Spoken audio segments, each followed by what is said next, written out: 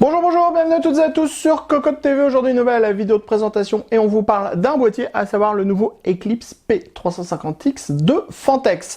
Un boîtier au format Tour, compatible ATX, qui est assez compact, qui est proposé à un tarif de 69,90 € et qui propose un châssis que l'on connaît déjà, puisqu'on est sur une base de P350X qu'on a déjà testé à la ferme du hardware.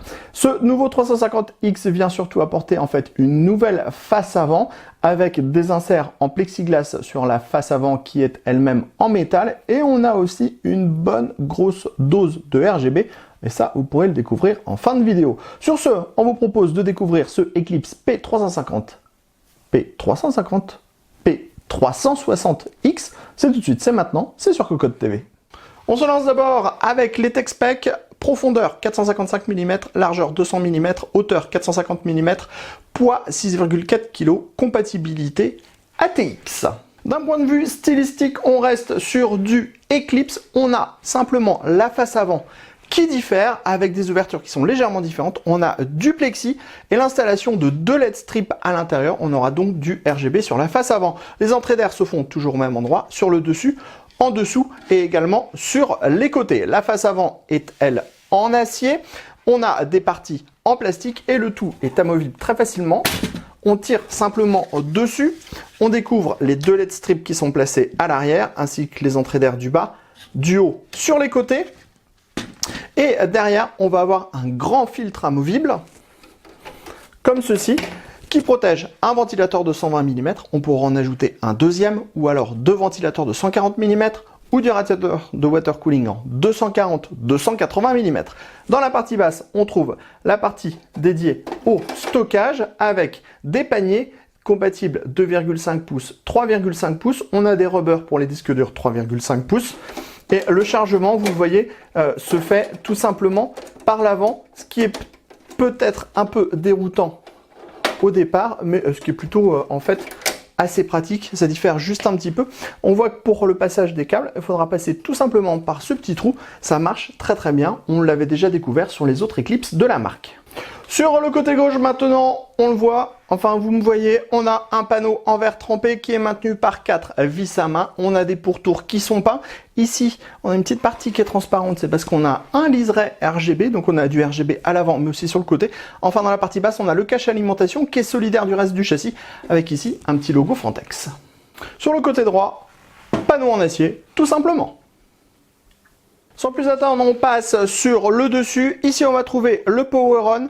Là, les deux boutons de gestion pour le RGB, deux USB 3.0, les entrées sorties audio.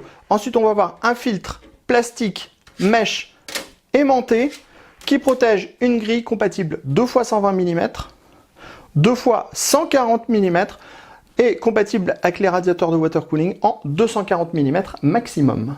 Maintenant, l'arrière de ce Eclipse P350X avec ici une grille en 120 mm. Alors attention, parce que c'est quand même un petit peu souple, on est sur un boîtier qui n'est pas très cher. L'emplacement de la plaque IO Shield de la carte mère sans la plaque IO Shield de la carte mère, puisqu'on les perd toujours. Les slots d'extension, ajourés, montage par vis à main depuis l'extérieur. Enfin, on a dans la partie basse l'alimentation qui repose sur des rubbers en mousse avec un filtre amovible par en dessous. On termine sous le Eclipse P350X avec les pieds, des pieds en plastique bien costauds avec une petite dose de mousse pour limiter les vibrations. Enfin, on a ici le filtre amovible à destination de l'alimentation. On a également 4 petites vis ici qui permettront de démonter la cage HDD en interne si on ne monte pas de disque dur par exemple.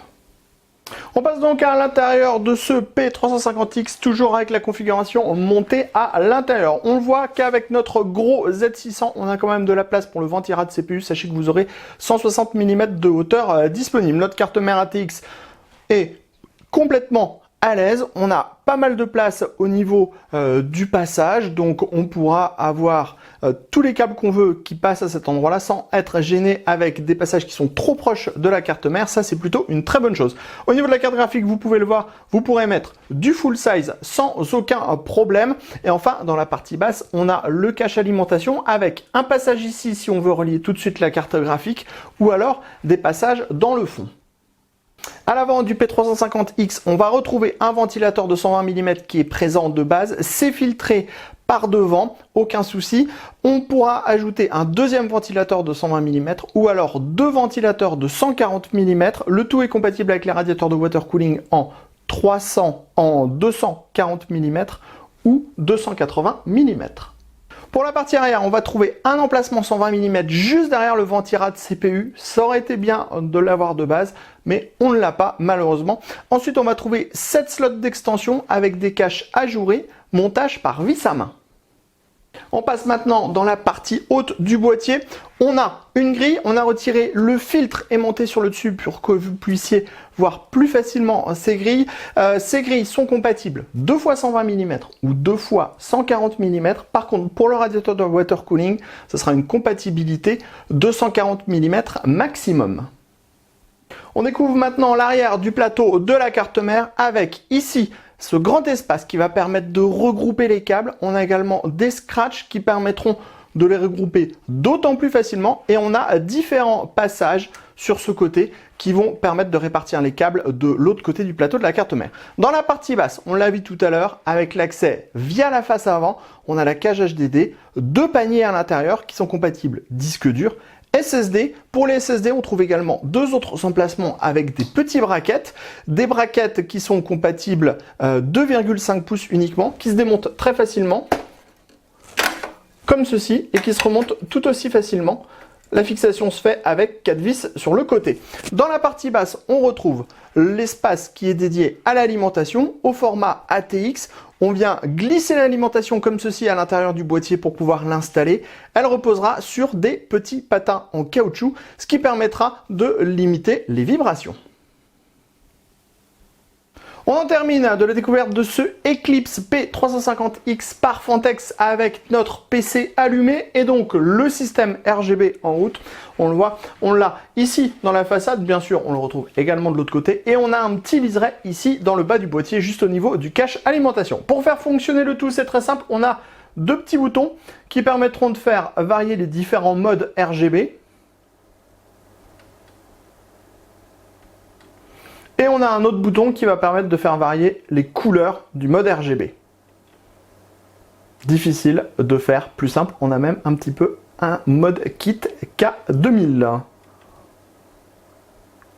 Sur ce, on se donne rendez-vous très prochainement sur le site cocotland.com pour découvrir toutes nos news, tous nos articles, tout ce qu'on fait à propos du hardware. Et on se donne également rendez-vous sur notre chaîne YouTube pour toutes nos prochaines vidéos. Sur ce, on vous dit à très bientôt.